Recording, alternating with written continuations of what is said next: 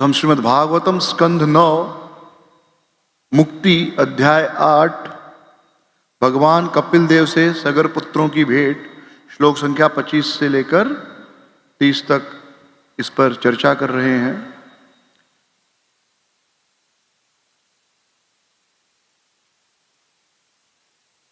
तो इस अध्याय में हम देखते हैं कि किस प्रकार जो सगर महाराज के पुत्र थे वे भगवान कपिल देव के ऊपर आरोप लगाते हैं कि उन्होंने घोड़ा चोरी किया है। और उसके पश्चात जो है भगवान कपिल देव जब अपनी आंखें खोलते हैं तो उनके तेज से इतनी अग्नि निकलती है कि सभी 60,000 पुत्रों की मृत्यु हो जाती है। तो प्राचीन समय में अश्वमेध यज्ञ होते थे। आज के कलयुग में इतना ना किसी के पास धन है ना मंत्र शक्ति है कि कोई अश्वमेध यज्ञ कर सके। तो अश्वमेध यज्ञ में जैसे कोई व्यक्ति अश्वमेध यज्ञ करता है तुरंत इंद्रदेव जो हैं उनको डर लगने लगता है कि यह व्यक्ति मेरी गद्दी मेरी पोजीशन प्राप्त करना चाहता है। तो यह एक बहुत ही सामान्य व्यवहार है सभी बद्ध जीवों का कि जैसे ही हम किसी को थोड़ा आगे बढ़ते हुए देखते हैं तुरंत हमारे मन में भय और ईर्ष्या जन्म लेती है। बहुत ही सामान्य व्यवहार है। इसलिए अगर कोई व्यक्ति आपसे ईर्ष्या करे तो हैरान मत होइए, आश्चर्यचकित मत होइए, भले कितना भी आपका क्लोज हो। अब बोलो रे मेरा इतना अच्छा दोस्त था और मुझसे ईर्ष्या कर रहा है, मेरा भाई हो के मेरे से ईर्ष्या कर रहा है। नहीं, ये बद्ध जीव का स्वभाव है कि जैसे ही आप थोड़ा आगे बढ़ोगे जो आपके समकक्ष हैं, इक्वल्स हैं जो आपके, वे बहुत स्वाभाविक रूप से आपसे एनवियस होंगे। ये एक बद्ध जीव का स्वभाव है। यह दिखाता है कि हम कंडीशनड हैं और आपके आगे बढ़ने में जब आप किसी चीज को करना चाहते, कुछ प्राप्त करना चाहते हैं, तो जो बाधाएं हैं, ऑब्स्टेकल्स हैं, वो तो है। उसके अलावा दूसरे आपके रास्ते में बाधाएं उत्पन्न करेंगे और अपने भी बाधाएं उत्पन्न करेंगे। तो आपको उन सबसे लड़ते हुए आगे बढ़ना है। आप अगर ये सोचते हैं कि मेरे अंदर टैलेंट है, मेरे अंदर बुद्धि है तो मैं कोई भी कार्य कर सकता हूं, तो ऐसे नहीं है। बुद्धि होना, जैसे साइंटिस्ट होते हैं, साइंटिस्ट इन्वेंशन करते हैं लेकिन उसका असली फायदा कंपनियां कमाती हैं। उनसे वो इन्वेंशन खरीद लेती हैं और फिर प्रोडक्ट्स बनाती हैं, बेचती हैं और करोड़ों अरबों कमाती है। साइंटिस्ट को दे देती है कुछ 1 करोड़ 2 करोड़ 5 करोड़।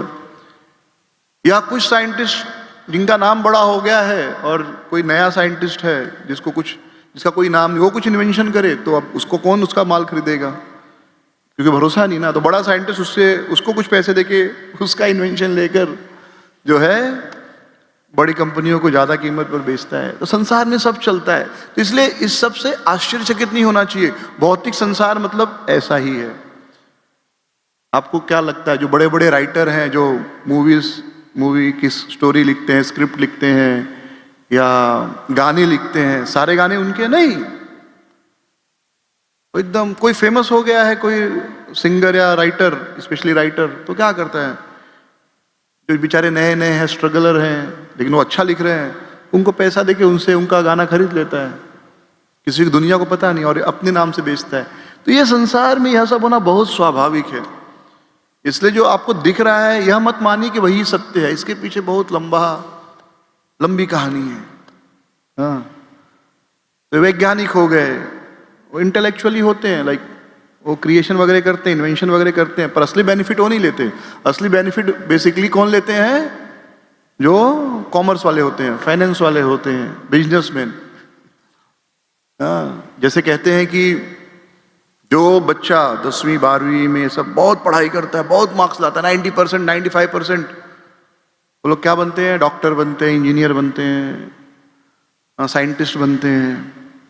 फिर उनसे कम मार्क्स लाने वाले कॉमर्स वगैरह पढ़ाई करते हैं और वो फिर मैनेजर बनते हैं, फाइनेंस इत्यादि देखते हैं, और ये जो है उन साइंटिस्ट को, उन इंजीनियर को, उन डॉक्टर्स को कंट्रोल करते हैं। अब कोई भी हॉस्पिटल देखो, वो हॉस्पिटल कौन चला रहा है? उसका जो मेन बॉस होगा, सीईओ होगा, हो सकता है उसको डॉक्टर का डिग्री नहीं हो, लेकिन सारे डॉक्टर उसके अंडर काम कर रहे हैं।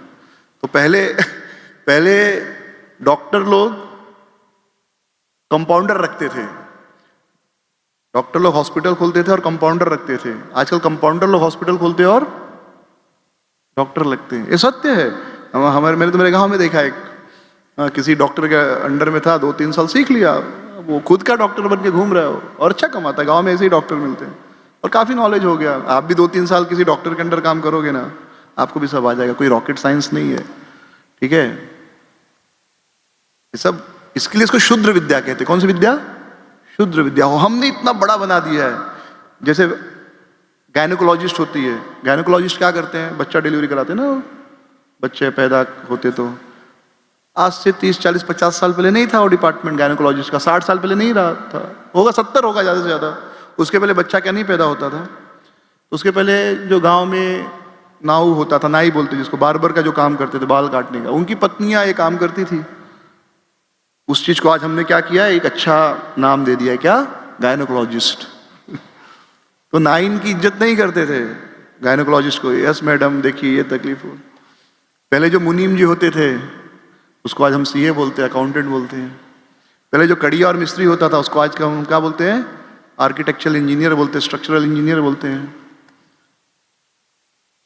एक आदमी जो पढ़ाई करके मैकेनिकल इंजीनियर बना है, का गाड़ी उड़ी बनाता है, और एक जो आपका रोड पे गाड़ी बनाते हैं ना, वो 10 साल से बच्चा उधर ही काम कर रहा है, वो उससे ज्यादा सफाई से काम करेगा, क्योंकि आप 25 साल में पढ़कर फिर शुरू करते हो काम, वो 10 साल से वही कर रहा है। 10 साल की उम्र से वो सीख रहा है, डायरेक्ट वही चीज सीख रहा है, उसने और कुछ नहीं पढ़ा है। वो आपको टेक्निकल चीजें नहीं समझा सकता, लेकिन उसको पता है कैसे ठीक करना है। तो इसलिए मैं हमेशा कहता हूं कि जो लोग बहुत पढ़ते हैं, खूब पढ़ाई करते हैं, वो लोग नौकरी करते हैं, और जो लोग कम पढ़े लिखे होते हैं वो नौकरी देते हैं। अब जाके देखो, फेसबुक का ओनर कॉलेज ड्रॉप आउट है, मेटा का ओनर कॉलेज ड्रॉप आउट, ये सब आप अधिकतर देखेंगे। मुख्य धीरूभाई अंबानी 10वीं फेल है, वो नौकरी दे रहे हैं। तो जो बहुत पढ़ाई करते डॉक्टर बनते, उसके नीचे कॉमर्स वाले, फिर उनसे जो कम पढ़ते हैं यानी आर्ट्स सोर्स वगैरह ये इसको ऐसा मत 100% सत्य है, पर डेफिनेटली सत्य है ये बात। हाँ, तो क्या बनते हैं? या तो जनरली IAS ऑफिसर, ये सब में ज़्यादा कोशिश करते हैं, IAS IPS BA वगैरह पढ़ के IAS IPS हम गवर्नमेंट जॉब में जाते हैं, मैनेजमेंट में जाते हैं, और वो बाकी दोनों को कंट्रोल करते हैं। सारे हॉस्पिटल इनके अंडर में है, सारे डॉक्टर इंजीनियर इनके अंडर में, क्योंकि पॉलिसी मेकर यही है ना, यही IAS IPS यही सब तो पॉलिसी मेकर है। पॉलिटिशियन बनेंगे, वो नेता बनेंगे। अब कोई नेता है, जैसे वो बिहार में है, लालू का लड़का था, क्या नाम है उसका, तेजस्वी, 9वीं फेल है, सारे IAS उसके अंदर काम कर रहे, इतनी पढ़ाई करके। तो फिर जो बिल्कुल पढ़ाई नहीं करते, यानी एकदम कम पढ़े लिखे होते हैं, वो गुंडा मवाली बन जाते हैं, तो सारे नेता इनके अंडर में रहते हैं इनकी बात सुनते हैं। अरे ये थोड़ा जोक भी है, थोड़ा सत्य भी है। जो कुछ नहीं करते साधु बन जाते हैं, तो गुंडे भी उनके अंडर में जाके पैर छूते, महाराज क्या समस्या चल रहा है, कुछ तो बताओ तो एक कंसेप्ट है भारत में भाई, जिसको कुछ नहीं आया डॉक्टर, वो साधु बन गया। लेकिन ऐसा बात नहीं है। आप इस्कॉन में देखेंगे, और इस्कॉन में नहीं, बहुत बड़ी अलग अलग संस्थाओं में देखेंगे, लोग PhD वगैरह किए हुए लोग जो सन्यासी हैं, साधु हैं, ब्रह्मचारी हैं। पर यह सत्य है कि अंततः हर व्यक्ति जब जीवन में समस्या में आता है तो किसी साधु की शरण में आता है। अब देखेंगे जो जितना बड़ा डॉन होगा, कुछ होगा, कहीं ना कहीं उसका कोई गुरु होगा जिसके मार्गदर्शन में, महाराज ये तकलीफ है, वो तकलीफ है। भले दुनिया के सामने कितने भी अपना दुष्टता दिखाए, लेकिन वो किसी पुजारी पंडित के अधीन रहते हैं, उनसे मुहूर्त निकलवाएंगे, उनसे अपना गृह कार्य कराएंगे। तो ये कोट अनकोट जोक भी है, कोट अनकोट सच्चाई भी है। सच्चाई सत्य भी है और जोक भी है। तो यह संसार में जैसे ही आप आगे बढ़ते हो, दूसरे आपको रोकने का कोशिश करते हैं। तो this world is world of misunderstanding. Kalyuga को डिफाइन कैसे किया जाता है? प्रायण अल्पायु सभ्य कलो अश्विन युगे जन मंदस मंद मतयो मंद भागा ही उपद्रुता। मंद भागा ही उपद्रुता, कलयुग के लोग अभाग्यशाली हैं, उपद्रुता, हमेशा डिस्टर्ब रहते हैं और कले अश्विन झगड़ालू होते हैं। तो Kalyug is a age of quarrel and hypocrisy. Kalyug मतलब कोरल युद्ध, लड़ाई, और हिपोक्रेसी दोगला, दोहरापन, यानी ईर्ष्या द्वेष, ये कलयुग का लक्षण है। आप देखिए हर जगह लड़ाई चल रही है। देश के स्तर पर भारत की पाकिस्तान से चल रही है, रशिया की यूक्रेन से चल रही है, इजराइल की हमास और इराक से चल रही है, और अमेरिका की सबसे चल रही है। वो इनडायरेक्टली सबको लड़ाते रहता है और अपना हथियार बेचते रहता है। दुनिया में अगर सबसे बड़ा गुंडा कोई है तो अमेरिका है।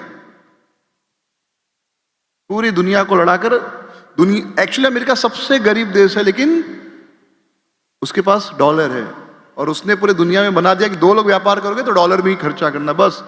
तो जो डॉलर का बबल है जिस दिन फूट गया अमेरिका खत्म। इसलिए जैसे ही दो देश डायरेक्ट अपने करेंसी में बात करना चाहते हैं, अमेरिका क्या करता है, दोनों को लड़वा देता है। दोनों को लड़ाएगा, वो देश को अनस्टेबल कर देगा, अपनी सेना भेज देगा। इसलिए दुनिया भर में आप देखोगे अमेरिका अपने बेस बना के रखता है ताकि कोई भी देश उसकी बात मानने से इनकार न करे। गुंडा पूरी दुनिया का पुलिस बन के बैठा है, कुछ नहीं है उसके पास, सिर्फ डॉलर है, एक्चुअली डॉलर है, अदरवाइज कुछ नहीं। मेन जो उसका सोर्स है वो डॉलर है, कि पूरी दुनिया को डॉलर में ही व्यापार करना, डॉलर उसके पास है, तो अंत में उसको कुछ तो देना ही पड़ेगा, तो अंत में वही पैसे वाला है। तो जैसे ही आप आगे बढ़ेंगे कोई ना कोई आपको रोकेगा। तो कलयुग ऐसा ही है, युद्ध युद्ध युद्ध। तो देश के स्तर पर ऐसे युद्ध होते हैं, राज्य के स्तर पर युद्ध हो रहा है, भाषा के स्तर पर युद्ध हो रहा है। ये संसार ऐसा है, दो लोग अपने स्वार्थ के लिए दो लोगों को लड़ाते रहेंगे। तो इस संसार में देश के नाम पर, राज्य के नाम पर, भाषा के नाम पे लड़ाइयां चलती रहेंगी, कोई नहीं रोक सकता। भाई भाई लड़ रहे हैं। तो मिसअंडरस्टैंडिंग, एज क्या है, age of quarrel and misunderstanding. तो यहां पर बहुत बड़ी गलत फहमी हो गई, मिसअंडरस्टैंडिंग हो गई। घोड़ा कपिल मुनि ने नहीं चोरी किया था, घोड़ा कपिल मुनि ने नहीं चोरी किया था, लेकिन कोई चोर वह घोड़ा उनके आश्रम में लाके रख दिया। सगर के पुत्रों ने कहा देखो ये घोड़ा चोर, और ये कपिल मुनि को मारने के लिए दौड़े। और भगवान कपिल जो थे उनके नेत्रों से वह अग्नि निकली कि सारे के सारे भस्म हो गए, राख बन गए वहीं पर। और क्योंकि उनके राख का पिंडदान नहीं हुआ, तर्पण नहीं हुआ, इसलिए उनकी मुक्ति नहीं हुई। तो उनके मुक्ति के लिए फिर उनके पिता ने प्रयास किया। फिर एक के बाद एक अंशुमान, असमंजस, ऐसे करके एक से एक राजा आए कि किस प्रकार हमारे पितरों की मुक्ति हो। श्री श्री राधा रास बिहारी भगवान की जय, श्री श्री गौर निताय की जय, श्री श्री सीताराम लक्ष्मण भक्त हनुमान की जय, निताय गौर प्रेमानंदे हरि हरि बोल। तो किस प्रकार हमारे जो पितर हैं उनकी मुक्ति हो। तो इस प्रकार एक एक करके राजा आते हैं, और अंत में जो है अंशुमन जी, वे उनकी मुलाकात भगवान कपिल से होती है, और वे भगवान कपिल की प्रशंसा करते हैं। तो माया रचिते लोके वस्तु बुद्धय गृहादशु भ्रमंती कामलोभीर्षा मोह विभ्रांत चेतसः त्वत् माया रचिते लोके। हे भगवान, त्वत् माया, आपकी माया से रचिते लोके, इस लोक की रचना हुई, या आपकी माया से जो भी इस संसार में रचित हुआ है, वस्तु बुद्धयाग्रह आदिशु, इस जगत में जो कुछ भी है उसे माया से जनित है, लेकिन लोग इसे वस्तु बुद्धयाग्रह आदिशु, जो घर इत्यादि से अपना मानते हैं कि यह वास्तविक है, यह वास्तव में है, मेरा है। पर विश्वास मानिए यह संसार एक स्वप्न है, इसलिए इसे माया कहा गया है। जैसे आप नींद में उस स्वप्न देखते हैं कि आप राजा बन गए, आप भिखारी बन गए, आपका विवाह हो गया, या आपकी गर्लफ्रेंड आपको छोड़कर चली गई, ये स्वप्न में देखते हैं। लेकिन जब आप उठते हैं तो आप पाते हैं कि ऐसा कुछ नहीं हुआ है, ऐसा कुछ नहीं हुआ है।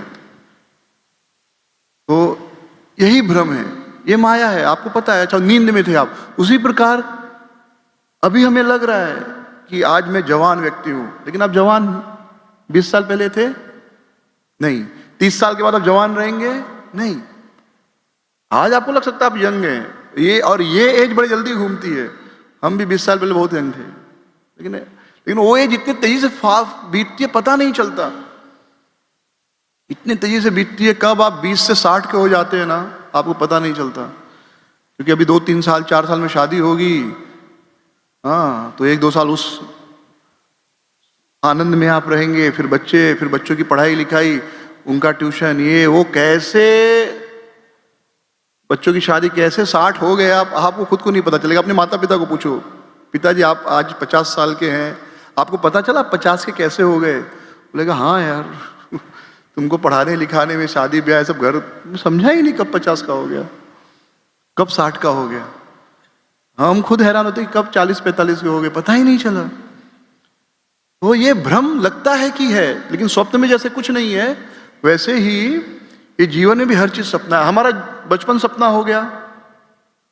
बचपन में आप सब थे, अपने माता पिता की गोद में खेलते थे, दोस्तों के साथ खेलते थे। युवावस्था में जो कुछ है वह सपना हो जाएगा, बुढ़ापा सपना हो जाएगा, लेकिन मृत्यु हो जाएगी, पूरा जीवन या संसार ही स्वप्न हो जाएगा। तो इसलिए यहां पर क्या कहा गया है, त्व माया रचिते लोके वस्तु बुद्धिया गृहादशु, कि आपके द्वारा रचित माया जनित चीजों को, जो कि वास्तव में नश्वर है, थोड़े समय के लिए, उसे लोग अपना मानते हैं। भ्रमंती काम लोभ ईर्ष्या, और इस प्रकार काम लोभ और ईर्ष्या से भ्रम होकर लोग इस संसार में निरंतर हृदय से दुखी होकर घूमते रहते हैं। तो इस संसार को एक स्वप्न से ज्यादा कुछ नहीं मानना चाहिए। यह संसार भगवान का खेल है, आप भी उस खेल में आनंद लो, आप भी सुखी रहोगे। जिस दिन से आपने संसार को गंभीरता से लेना शुरू किया, उस दिन से आप दुखी हो जाओगे, उस दिन से आप स्ट्रेस में आ जाओगे, डिप्रेशन में आ जाओगे। तो यह संसार केवल भगवान का खेल है, वह खेल खेल रहा है, आप भी उसके साथ खेल खेलो। अब आप कहोगे कैसे, आज मेरे लिए नौकरी इंपॉर्टेंट है, पत्नी इंपॉर्टेंट है। मैं एक छोटा सा उदाहरण देता हूं। हम सब बच्चे थे, डेफिनेटली कोई ये डायरेक्ट ऐसे पैदा नहीं हुआ होगा। तो जब आप बच्चे थे, उस समय आपको खिलौने कितने प्रिय रहे होंगे। हाथी, घोड़ा, प्लास्टिक का हाथी, प्लास्टिक का घोड़ा, छोटी साइकिल, ये सब कितना प्रिय हो रहा होगा। तो इतना प्रिय था, आप कहते थे मम्मी मुझे घोड़ा चाहिए, ये खिलौना चाहिए, वो खिलौना चाहिए। उस खिलौने के लिए आप रोते थे, अपना सर जमीन पर पटकते थे। आपको लगते थे माता पिता कैसे हैं, मुझे खिलौना नहीं दे रहे हैं, काश मेरे पास पैसे होते और मैं खुद खिलौना खरीद सकता। ऐसा मन में इच्छा आता है। आज विश्वास मानिए, आप सबके पास पैसा है, कितना खिलौना खरीदे अपने लिए आप लोग? या आपकी दुकान में रख दिया जाए जहां पे केवल खिलौने ही खिलौने हैं, कितना खिलौना आप खरीदोगे? या कितना आप, चलो ले लेता हूं मेरे लिए, लोगे भी तो अपने बच्चे के लिए लोगे, अपने लिए नहीं। तो 20 साल पहले जब आप बच्चे थे, 25 साल पहले, 30 साल पहले जब आप बच्चे थे, 2 साल, 4 साल, 6 साल, 8 साल के, वो खिलौना बहुत इंपॉर्टेंट था। आज उसकी कोई वैल्यू नहीं आपके लिए, zero value, zero, actually zero value है। लेकिन उस समय आप उस खिलौने के लिए रोए हैं, आंसू बहाए हैं, सर फोड़े हैं। माता पिता को के लिए मन में थोड़ा भला बुरा भी सोचे होंगे उस समय कि उसके पापा कितने अच्छे, देखो कितना खिलौना दिया, मेरे पापा देखो हिरण्यकश्यपु है, मुझे कुछ नहीं देते। आता है ऐसा कुछ। तो उस समय जो चीज इतनी महत्वपूर्ण थी, आज उसकी जीरो वैल्यू है। ऐसे आज जो आपको लगता है बड़ा महत्वपूर्ण है ना, आज से 20, 30, 40 साल बाद उसका भी वैल्यू फुल जीरो होगा। चाहे पति हो, पत्नी हो, परिवार हो, बच्चे हो, संसार हो। एक उम्र आने के बाद आदमी खाली ये सोचता है कि पेट साफ हो जाए, उसका सारा सुख यही रहता है कि सुबह उठूं, अपने पैरों से चल के वॉशरूम चला जाऊं और पेट साफ हो जाए। इससे बड़ा सुख जीवन में कोई हो ही नहीं सकता। ये हमें अभी नहीं समझ में आ रहा होगा इस उम्र में। अब जाके उनको पूछिए जो 60, 65, 70 के हैं, जिनको उठाकर लेकर जाना पड़ता है, उनको बोले आपका क्या इच्छा है, आप 100 करोड़ कमाना चाहते, 200 करोड़ कमाना चाहते, आप भारत का प्रधानमंत्री बनना चाहते, क्या? कुछ नहीं, बस मैं अपने 2 पैरों से चलकर। आप उनको पूछोगे आप कौन सी गद्दी पर बैठना चाहते हैं, प्रधानमंत्री की, राष्ट्रपति? बोलेगा कुछ नहीं, मैं मेरे 2 पैरों पे चल के जो टॉयलेट का गद्दी है उस पे आराम से बैठना चाहता हूं, हाँ, कमोड की गद्दी पे। तो आज आपको लग सकता है कि पीएम का कुर्सी बड़ा इंपॉर्टेंट है, सीएम का कुर्सी, एमपीए का, नहीं, आप देखिए, और छोड़िए 70 साल तो बहुत है, जिनको फाइल्स हुआ है उनको पूछिए आपके जीवन में क्या प्राप्त करने की इच्छा है। लगा प्रभु जी बस सुबह ना बिना दर्द के पेट साफ हो जाए, मेरे लिए वही परम आनंद है, परम सिद्धि है। ये संसार की सच्चाई है। तो जो चीज 20 साल पहले आपके लिए बड़ी महत्वपूर्ण थी, आज उसकी वैल्यू नहीं। वैसे आज आपको लग रहा है नौकरी, पैसा, बैंक बैलेंस, पत्नी, बच्चे, अगली शादी के बाद 20 साल 30 साल बाद या तो पत्नी चली जाएगी, आप चले जाओगे, 1-2 महीना 1-2 साल आपको उसका दर्द होगा, फिर उसके बाद वो भी आपको सपना लगने लगेगा। आज जिनकी पत्नियां नहीं है, जिनके पति नहीं है, जिनके पति या पत्नी को छोड़कर मतलब उनकी मृत्यु हो गई है या जिनका तलाक भी हो गया है। मैं दिल्ली गया था एक बार, तो रात को 1 बजे पहुंचा, एक भक्ति घर पे रुका था रात को।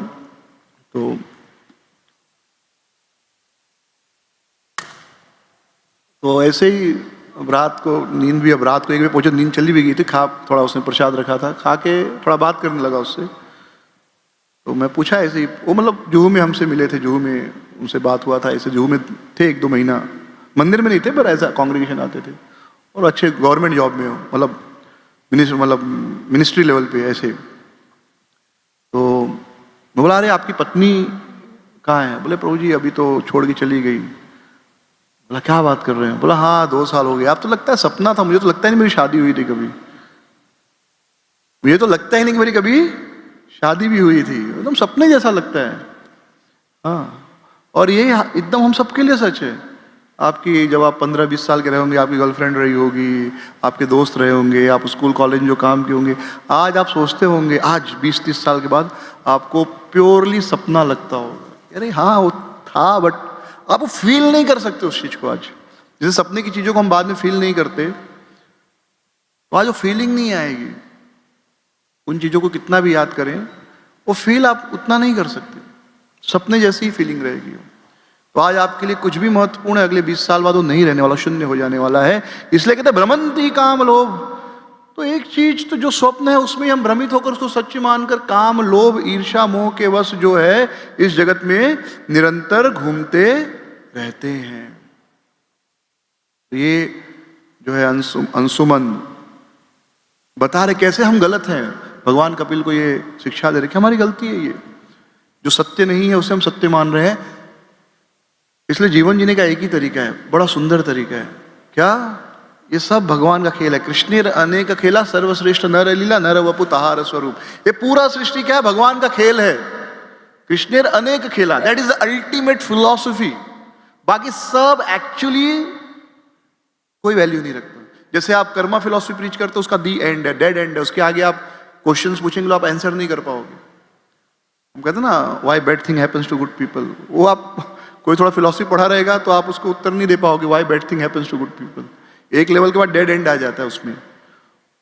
तो कोई भी फिलॉसफी हो, क्रिश्चियनिटी हो, इस्लाम हो, वैष्णविज्म हो, हर फिलॉसफी में जो कर्मा का सिद्धांत है या जो भी सिद्धांत है उसका एक डेड एंड है। उसके बाद आप जस्टिफाई नहीं कर सकते कि ऐसा क्यों है। जैसे आप एक मुसलमान को पूछोगे कि भाई अल्लाह ने दुनिया क्यों बनाया, हमें क्यों बनाया? बोला आपको बनाया ताकि आपको टेस्ट ले सके, परीक्षा ले सके। फिर आप अच्छा करोगे, अच्छा रहोगे तो आपको, जब उसका आप इबादत करोगे, पूजा करोगे तो आपको जन्नत भेजेगा, नहीं करोगे तो हेल भेजेगा। हाँ, क्योंकि वो एडम यू उनको सीधे हेवन में डाल दिया तो दोनों ने कुछ गड़बड़ किया, उनका बात नहीं माना तो उनको फिर से इस दुनिया में फेंक दिया और बोला तुम्हारी सारी संतानें भी अब परीक्षा लूंगा। तो ठीक है, सुन के अच्छा लगता है फर्स्ट लेवल पे। उनको पूछो ठीक है अगर हमारी परीक्षा है ये, तो बच्चा पैदा होते ही मर गया, उसकी तो परीक्षा हुई नहीं। उसकी परीक्षा हुई कोई? बच्चा पैदा होते ही मर गया, उसकी क्या परीक्षा हुई? फिर वो कहाँ जाएगा? जन्नत जाएगा कि जहन्नुम जाएगा, हेल जाएगा कि हेवन जाएगा? नहीं उत्तर, वो घुमाएंगे फिराएंगे, उत्तर कुछ नहीं है भाई। क्योंकि अगर संसार एक एग्जाम है, लाइफ इज अ टेस्ट, वो बोलते हैं लाइफ इज अ टेस्ट, ये संसार क्या एक परीक्षा है। तो अगर परीक्षा है तो आदमी को जीना पड़ेगा, जिएगा तब तो अच्छा करेगा या बुरा करेगा। अच्छा करेगा तो जन्नत, बुरा करेगा तो हेल। तो बच्चा पैदा होती है 1 साल में मर गया, 2 साल में मर गया, 5 साल में मर गया, वो किधर जाएगा? दूसरी चीज, जिस ये टेस्टिंग की जरूरत किसको होती है? जैसे आप एक इंजीनियर, आपने कोई प्रोडक्ट बनाया है, कंपनी ने कुछ प्रोडक्ट बनाया तो टेस्ट करता है माल अच्छा चल रहा है कि नहीं। ये हम करते हैं क्योंकि हम लोग अल्प बुद्धि हैं। तो क्या अल्लाह भी अल्प बुद्धि है? उसको पता नहीं कि जो माल उसने बनाया है, जो माल उसने बनाया वो अच्छा है कि बुरा है, उसको पता नहीं? बराबर। परीक्षा कब लेते हैं आप किसी की? जब आपको पता नहीं होता कि आदमी ठीक है या गलत है। तो आपने बनाया, आपने एक प्रोडक्ट बनाया, जैसे ये मैं करताल के बनाऊं तो मैं इसको टेस्ट करूंगा ना कि ठीक चल रहा है कि नहीं। यानी क्योंकि मुझे नहीं पता है, बनाने वाला अल्पज्ञ है। तो क्या अल्लाह अल्पज्ञ है कि उसको पता नहीं कि उसने जो मनुष्य बनाए हैं वो अच्छा या बुरा है? भाई अच्छा करेगा तब आप उसको जन्नत भेजोगे ना। तो आपको पता ही नहीं है, मतलब अल्लाह मतलब अल्प बुद्धि है। तो आप ये मत बोलो is all knowing all pervading. फिर उसको पूछो तीसरा चीज कि अल्लाह के अलावा संसार में कुछ नहीं था, कुछ था ही नहीं, वो अकेला था। और जो कुछ उसके बाद बना वो बनाया हुआ है, उसके द्वारा बनाया। और फिर उसी कुरान में कहते हैं कि अल्लाह ने इंसान को मिट्टी से बनाया। तो उसको पूछो मिट्टी को किससे बनाया? वैदिक ग्रंथ तो कहते हैं नित्यो नित्यानाम चेतनस्य चेतना नाम, जीव और जीवन, भगवान, जीव और प्रकृति तीनों शाश्वत हैं। ये जो भौतिक तत्व है ये भी हमेशा से रहा है, भगवान भी हमेशा से रहे हैं और हम भी हमेशा से रहे हैं। लेकिन भगवान इन दोनों के कंट्रोलर हैं। जीव हमेशा से रहा है। भगवद गीता में भगवान ने बात कहते हैं न तो अहम जातु नाशम न तो नेमे जनाधिपा। ऐसा कोई दिन नहीं था जब मैं नहीं था, जब आप नहीं थे, या राजा लोग नहीं रहेंगे। न चेव भविष्यामि सर्वे ये वह मतः परम। और भविष्य में भी ये लोग रहेंगे। ऐसा कोई दिन नहीं होगा कि ये भविष्य में भी नहीं रहेंगे। इनका कभी नाश नहीं होने वाला। तो कृष्ण ये बात स्वयं कह रहे हैं कि हम हमेशा से हैं, जीव तत्व, भगवान और प्रकृति, ये तीनों हमेशा से है। इन कुरान में नहीं, कुछ नहीं है, वही अकेला था। ठीक है, अच्छी बात है। फिर मिट्टी कहां से लाया? अगर मिट्टी उसके साथ थी अल्लाह के साथ तो भी अल्लाह के बराबर हो गई। और अगर मिट्टी बाद में बनाया तो मिट्टी का जरूरत क्या था, सीधा इंसान बना देता। मिट्टी को किससे बनाया उसने? फिर अगर मिट्टी डायरेक्ट बना सकता था तो आदमी को भी डायरेक्ट बना सकता था। ऐसे बहुत सारे, कोई भी फिलॉसफी आप पढ़ो, वैष्णविज्म में अंतिम में लॉ ऑफ कर्मा पढ़ेंगे, एक समय के बाद आपको सामने वाले के क्वेश्चन आपको रोक देंगे। लाइक मैं एक आर्टिकल पढ़ रहा था, एक बहुत अच्छे प्रभु जी, बहुत अच्छे philosophical, so he was writing कि कोई आदमी का जीवन अच्छे शुरू होता है किसी का बुरे से। तो कैसे समझे? तो जैसे क्रिकेट में टेस्ट मैच होता है, तो टेस्ट मैच में आप देखते हो किसी का स्कोर 0 है, किसी का 171 है या 200 है, दो भी। तो आप लोग कह रहे ये तो गलत है, एक को 200 स्कोर, एक का 0 है। नहीं, वो सेकेंड इनिंग है। तो आप बोलोगे हाँ बराबर, सेकेंड इनिंग में टेस्ट मैच होता है ना, सेकेंड इनिंग में एक का स्कोर डेफिनेटली कुछ तो ज्यादा रहेगा, दूसरे का 0, मतलब अंतर रहेगा कुछ, क्योंकि there was a first inning. ठीक है, लेकिन फर्स्ट इनिंग में कैसे एक ने ज्यादा बना लिया? फर्स्ट इनिंग में एक ने ज्यादा क्यों बनाया? क्वेश्चन तो आएगा। ये जो फिलॉसफी आपका प्रॉब्लम को एक स्टेप सॉल्व करती है। आप केवल एक स्टेप अपने फिलॉसफी को सॉल्व कर पाते हैं कि पिछले जन्म का कर्म, लेकिन पिछले जन्म में ऐसा कर्म क्यों किया मैंने, उसके पिछले जन्म में क्यों ऐसा किया? तो अल्टीमेट चैतन्य चरितामृत फाइनल आंसर है कृष्ण रहने का खेला सर्वश्रेष्ठ नर लीला नर वपु स्वाहार स्वरूप। ये भगवान का खेल है, वो भगवान को मजा ले रहे हैं, आनंद ले रहे हैं। तो जब आपको दुख दे तो आप समझ जाओ मजा ले रहे हैं, आप भी उनके साथ आनंद लो। जब आपको सुख दे रहे हैं तो समझ जाओ कि भगवान इस चीज का भी आनंद ले रहे हैं, तो आप भी आनंद लो। तो सुख में, दुख में, लाभ में, हानि में, जीवन में, मरण में, हर चीज में भगवान आनंद ले रहे हैं। जैसे क्रिकेट का मैच होता है, बहुत टेंस मोमेंट आते हैं, दर्शक आनंद ले रही है प्लेयर को लग रहा है अरे अभी बहुत क्रिटिकल सिचुएशन है। एक्चुअली क्रिकेट वगैरह देखते लोग आनंदित होने के लिए, लेकिन बेचारों का ब्लड प्रेशर बढ़ जाता है। तो वैसा खेल खेल के क्या फायदा है? क्योंकि उसको सच मानने लगते हो। समझो भारत पाकिस्तान से हार गया वर्ल्ड कप में, क्या नुकसान हुआ आपका? आपका इतना भी नुकसान नहीं हुआ, इतना भी, कितना टेंस रहते। ये सारी फिलॉसफी अल्टीमेटली यहीं पे आके कंक्लूड होती है, कृष्ण रहने का खेला सर्वश्रेष्ठ नर लीला नर वपु ताहार स्वरूप। भगवान का सब खेल है, सब खेल है। जो कुछ चल रहा है, चाहे रशिया यूक्रेन का वॉर हो रहा हो, चाहे आपके साथ अत्याचार हो रहा हो, हाँ, क्योंकि कोई भी फिल्म में जब तक विलन नहीं हो, कुछ ट्रेजेडी नहीं हो, फिल्म का मजा नहीं आता। समझो एक मूवी है, मूवी में हीरो को एक हीरोइन पसंद आई, दोनों की शादी होगी और अच्छे से रहने लगे, वो मूवी कभी हिट होगी क्या? कोई नहीं देखने जाएगा। कोई भी मूवी, दुनिया की बेस्ट से बेस्ट मूवी खत्म होने के पहले एक ट्रेजेडी दिखाते हैं, अगर आप राइटिंग करना चाहते हैं स्टोरी वगैरह तो यही फॉर्मूला है। अंतिम में ट्रेजेडी डालो, उस ट्रेजेडी को सॉल्व करो और movie over and movie complete. कोई भी मूवी, कोई भी स्टोरी। जैसे भागवतम के जितने असुर हैं वो असुर नहीं हैं, वो भगवान के भक्त हैं, वो भगवान की लीला में सहयोग कर रहे हैं, भगवान के आनंद में सहयोग कर रहे हैं। अगर कंस न होता तो आज कृष्ण का नाम होता। जरासंध, शिशुपाल, बकासुर, अघासुर, दिन भर हम इन्हीं का नाम लेके तो भगवान की कथा सुनाते हैं। अगर ये सारे असुर नहीं होते तो हम क्या कथा सुनाते। नंदगांव था, एक गांव था वृंदावन, वहां पर नंद बाबा यशोदा मैया रहते थे, उनका कृष्ण था एक पुत्र, बहुत खेलता कूदता था, बड़ा आनंद करता था, हो गया खत्म। आप सुनते एक बार बोलते हैं अच्छा लाइफ है, गुड लाइफ। एक्साइटमेंट कहाँ है? एक्साइटमेंट कहाँ है उसमें? एक डेमन आया। जैसे मैं कहता हूं दुनिया का पहला लॉकडाउन क्या था पता है आपको? Govardhan Leela. Govardhan Leela was the first lockdown. Lockdown में क्या हुआ था? सारा काम बंद हो गया था ना, सब लोग घरों में बैठ गए थे। तो गोवर्धन लीला पहला लॉकडाउन था जिसमें सारे लोग अपना काम धंधा छोड़ के 7 दिनों तक परिवार के साथ समय बिताए। तो अगर इंद्र कुछ गड़बड़ नहीं करते तो कृष्ण कहां से आनंद लेते? तो गोवर्धन लीला कृष्ण को सबसे प्रिय लीला है। क्यों? अपनी सारी गर्लफ्रेंड्स बगल में खड़ी है एक दूसरे के साथ, माता पिता के सामने गर्लफ्रेंड को देख रहे हैं, कोई कुछ नहीं बोलेगा। अरे भाई उठाया, थोड़ा सा भी डांटेंगे, छोड़ेगा तो उस समय सब एकदम शांति से, भाई जो करना है तो कर। तो गर्लफ्रेंड्स को देख, उनकी आंखों को देख, उनके चेहरे को, जो उधर देखना है देख भाई, बस उठाए रहना। और गर्लफ्रेंड्स भी कृष्ण को देख रही, उनके माता पिता के सामने किसी को हिम्मत नहीं। गर्लफ्रेंड्स हैं, सारी मित्र हैं, सखा है, माता पिता है, गैया है, जो कृष्ण, ब्रजवासियों को भी कृष्ण को देखना है। अब होता क्या है? युगाइतम निमेषम चक्षुषा प्राविशाइतम शून्याइतम जगत सर्वन गोहिंद विरहिण वा। थोड़ा सा भी एक क्षण का वियोग 12 साल है। जितना ज्यादा प्रेम होता है वियोग उतना ज्यादा तकलीफ देता है। ये संसार का नियम है, आप सबने अनुभव किया होगा। अगर आप किसी को प्रेम करते हैं तो उससे थोड़े समय का वियोग भी आपको बहुत बहुत फील होता है। और किसी से आप ईर्ष्या करते हैं ना, थोड़े समय के लिए आपके सामने खड़ा होना तो लगता है यार क्यों जाए, क्यों नहीं जा रहा है ये। किसी से आप नफरत करते हैं, जितना ज्यादा नफरत करेंगे उसकी उपस्थिति उतना आपको भारी लगेगा। अगर वो 10 मिनट भी रुका ना, आपको लगेगा 10 साल से बैठा है आपके सामने। इमोशंस रियल चीज है, बाकी चीजें जो है ना वो रिलेटिव है। इमोशन से हर चीज का इंटेंसिटी पता चलता है।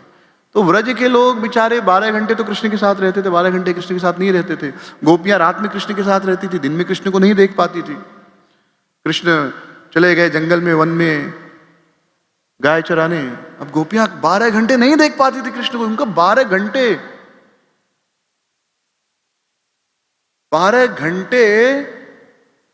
उनको कृष्ण से, 12 घंटे कृष्ण के वियोग में उनकी क्या हालत होगी आप कल्पना करिए। वैसे सखा जो है दिन में कृष्ण के साथ रहते थे, लेकिन रात को उनके साथ नहीं।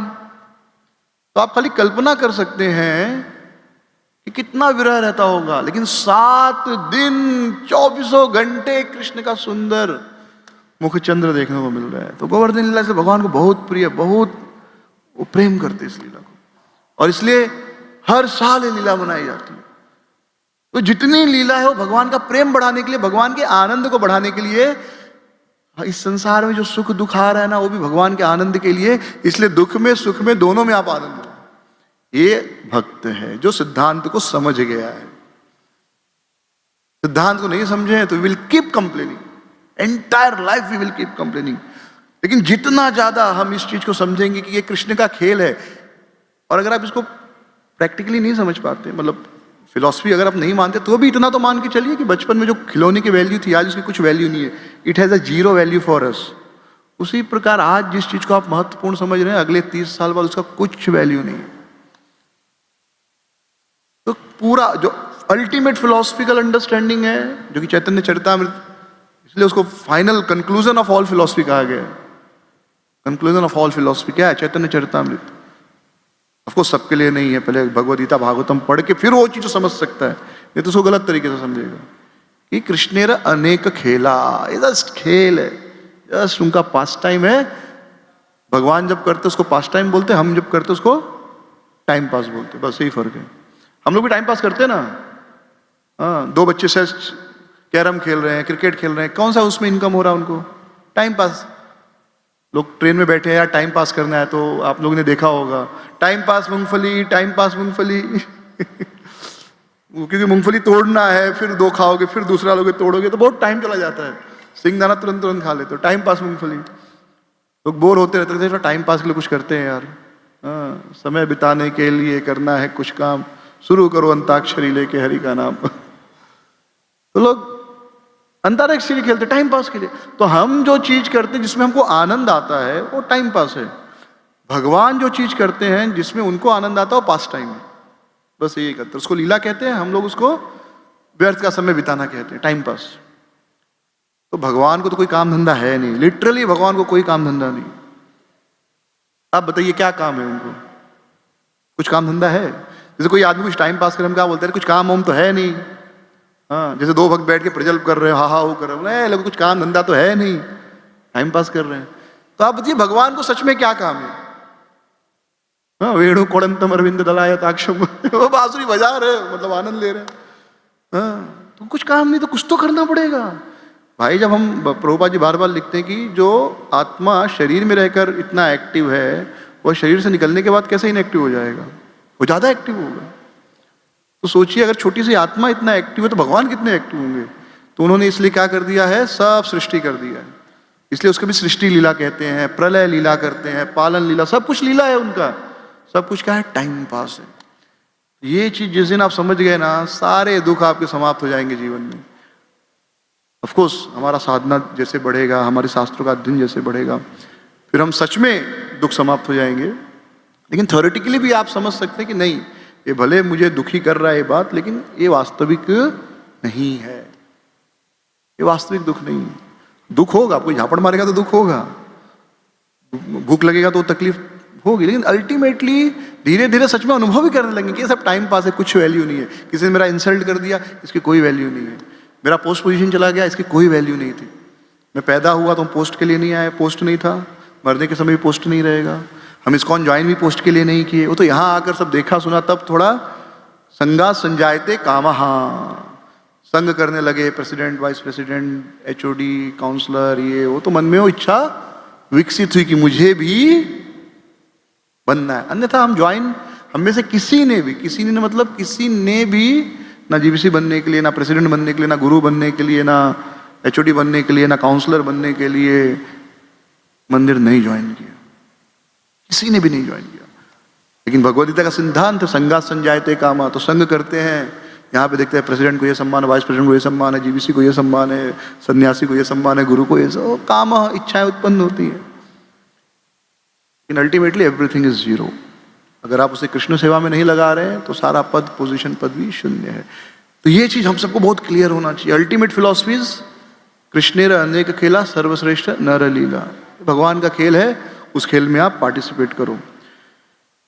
तो महाराज अंशुमन कह रहे हैं कि लोग काम, क्रोध, लोभ, ईर्ष्या, मोह से होकर इस जगत में झूठे ही घर, गृहस्थी आदि में रुचि रखते हैं। वे घर, पत्नी और संसार में आसक्त रहकर इस जगत में निरंतर घूमते रहते हैं। तो बहुत महत्वपूर्ण चीज है ये। तो एक मेरा अनुभव हुआ कि बाहर से ज्यादा माया मंदिर में है फुल टाइम भक्तों के लिए। बाहर कितना बार हार पहनने को मिलता है, केवल शादी के बाद, शादी के टाइम, राइट? आप एक हार पहनाते हो, लड़की आपको हार पहनाती है, उसमें भी देना पड़ता है। ये नहीं कि आप अकेले पहन लोगे कि भाई अब लड़की आपको हार पहनाएगी और आप नहीं पहनोगे, आपको भी रिटर्न देना पड़ता है, मतलब इक्वल ट्रांजेक्शन है।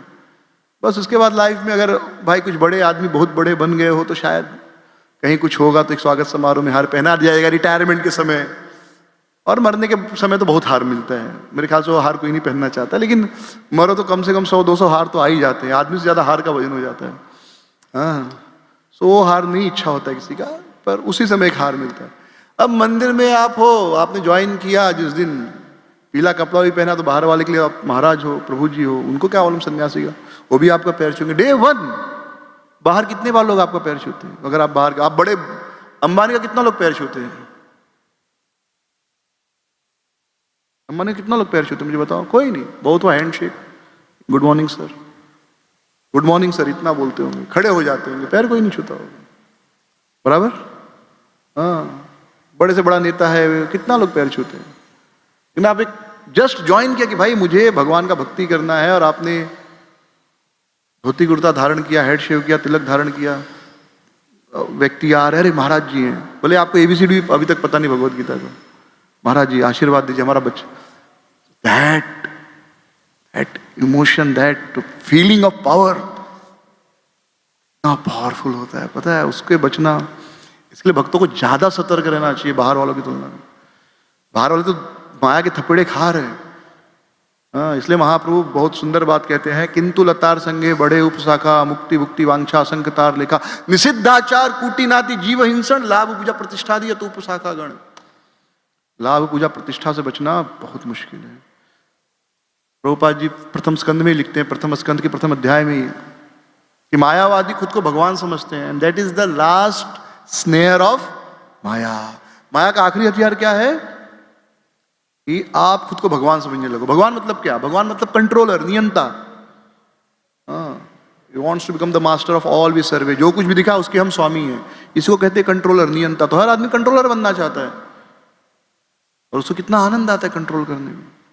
तो इस संसार में हर आदमी कंट्रोलर बनना चाहता है। मंदिर में आते आपको सौभाग्य बाय डिफॉल्ट प्राप्त होता है। 10 लोग, अब कुछ भी प्रचार मत करो, खाली उस वेश में है तो 10 लोग आपको प्रणाम करेंगे, आपसे पूछेंगे प्रभु जी ये कैसे करना चाहिए, मेरे घर में ये समस्या है। तो इस विचार से आते कि प्रभु जी हमको मार्गदर्शन देंगे, भगवान के आदमी है, भगवान के व्यक्ति हैं, तो आपको फील होने लगता है अच्छा I can solve the problem, मतलब I am the controller, I am the boss. नहीं से नया भक्त कोई, आप ये मत सोचो कि नहीं हम कथा करते हैं तो हमसे ही लोग पूछेंगे, नहीं, हर व्यक्ति जो भी भक्त बन गया। तो माया से बचना यहां ज्यादा आवश्यक है, यहां ज्यादा सतर्क रहना चाहिए। अभी एक भक्त ने बड़े मेहनत से एक जगह मंदिर स्थापना किया, व्यास पूजा करा रहे हैं। भक्तों ने कहा आपका व्यास पूजा करना है, उनका पैर वैर बढ़िया से चरणामृत से धोए, उनको पकड़ा गया, बोला प्रभु जी आप ये गलत कर रहे हैं। जब हायर अथॉरिटीज ने कहा, उन्होंने कहा मैं क्या करूं, भक्तों ने किया। अरे भक्तों ने कहा पर आपको समझना चाहिए, यही तो माया है। आप जाते हो, लोग कहते प्रभु जी आपका पैर धोना है,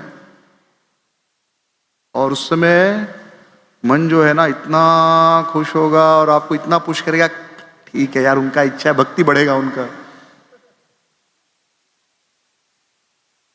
उनकी खुशी के लिए, उनकी खुशी के लिए। और प्रभुपाद जी कहते कोई पैर और छुए तो भगवान को याद कर लो। अगर है ये चैतन्य चरितामृत में आपने अगर पढ़ा होगा, अगर कोई पैर आपका छूता है, आप नहीं छुआना चाहते, कोई पैर छू ले तो उसमें तुरंत कृष्ण को और गुरु को याद करके उनको अर्पण कर दीजिए, क्योंकि आप नहीं रोक सकते भाई। आप साधु के वेश में है तो लोग पैर छुएंगे, ये भारत की परंपरा है। हाँ, विदेश में लोग गला पकड़ेंगे, यहाँ लोग पैर पकड़ते हैं, विदेश में नहीं। अरब और अब में ये ड्रेस में जाएंगे, गला सीधा 6 इंच ऊपर से छोटा कर देंगे, पाकिस्तान सब जगह, बट भारत में अभी भी पैर पकड़ेंगे। तो आप लोग for his deliverance, for his advancement in bhakti, मैं एक्सेप्ट किया, क्या करूं, गुरु को करना पड़ता है, ये कष्ट सहना पड़ता है, मैंने कष्ट सहा। तो इस प्रकार की माया हमको भ्रमित करती है, तो ये आसान नहीं है। और इसीलिए जो इस माया में फंसते हैं, बड़े से बड़े गुरु, सन्यासी, ब्रह्मचारी, काउंसलर्स, प्रीचर्स फॉल डाउन होते हैं, क्योंकि टेम्पटेशन रोकना तो बहुत मुश्किल है। जैसे कोई स्त्री बगल में बैठी हो और आपको सामने से अंग संग के लिए, सेक्स के लिए ऑफर करे, और आप अकेले हो, कोई नहीं देख रहा हो, तो उस समय अपने आप को रोकना जैसे मुश्किल होता है ना, उसी प्रकार या उससे ज्यादा मुश्किल होता है जब 100 लोग बैठे आपके सामने और कहे नहीं हम आपका तो अभिषेक करेंगे, आपके चरण को धोएंगे और चरणामृत सब में बांटेंगे, आपका गुणगान करेंगे, आपको पुष्प वर्षा करेंगे, माला पहनाएंगे। उससे ज्यादा मुश्किल उस टेम्पटेशन को रोकना है। जिसने रोक लिया उसको भी आगे खतरा है। मतलब रोकना चाहिए, लेकिन उसके बाद फिर उस चीज पे अहंकार नहीं करना चाहिए कि मैंने रोक लिया। जैसे नारद जी ने कामदेव के वेग को रोक लिया, कामदेव आए, नारद जी तपस्या कर रहे थे, कामदेव आए, कामदेव ने अपने बाण चलाए, नारद जी को कुछ फर्क नहीं पड़ा।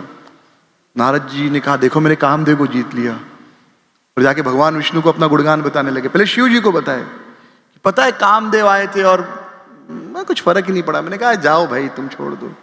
शिव जी ने कहा बहुत सुंदर। एक्चुअली शिव जी को इसलिए सुना रहे थे क्योंकि शिव जी ने भी कामदेव को जीता था। उनके कारण कामदेव जो है जल के भस्म हो गया, इसलिए उसका एक नाम है अनग। क्या नाम है? अनग, विदाउट बॉडी।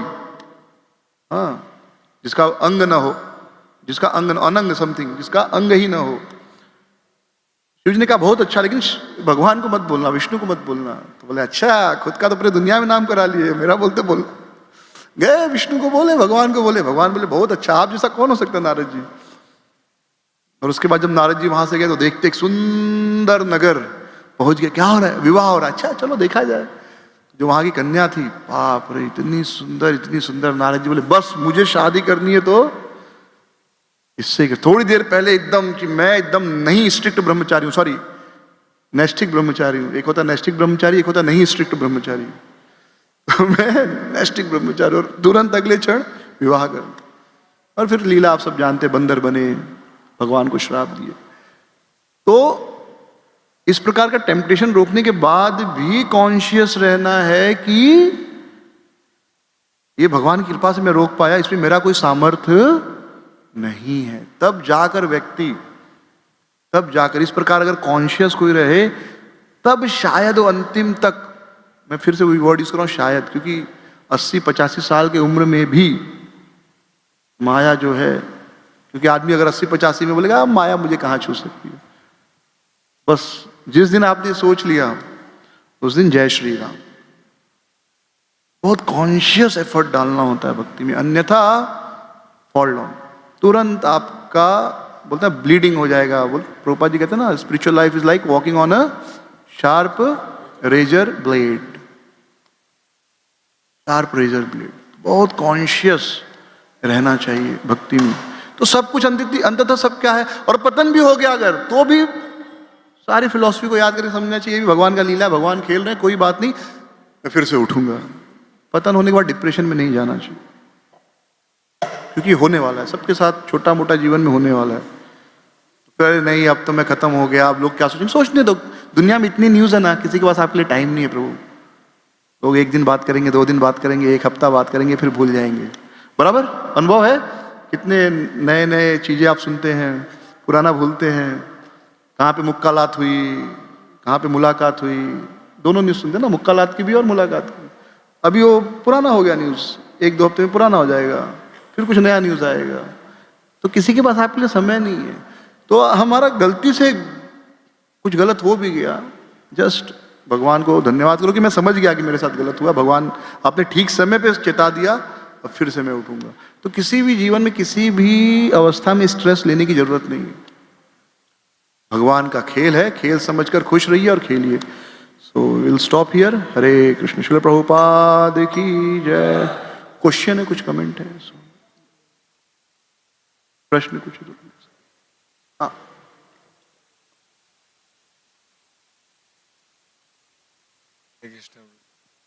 हरे कृष्ण जी। जैसे आपने कहा कि लास्ट जो माया का जो लास्ट है वो, कि अपने आप को जो भगवान समझता है वो लास्ट है, तो फिर इनिशियल क्या है? अरे इनिशियल तो बहुत कुछ है, इनिशियल बहुत है। मैं मालिक हूँ, मैं स्वामी हूँ, मैं इसका पति हूँ, मैं इसका बेटा हूँ, मैं नहीं रहूंगा तुमको कौन खिलाएगा पिलाएगा, तो मैं जो मेरे बिना ये सेवा हो ही नहीं सकती, मैं छोड़ के चला जाऊंगा तो मंदिर बंद हो जाएगा। तो शुरू तो बहुत कुछ है, मैं हूं, यही बहुत बड़ा माया है। इस संसार के ऊपर में जो है कृपा है भगवान की, में ही इज ग्रेस।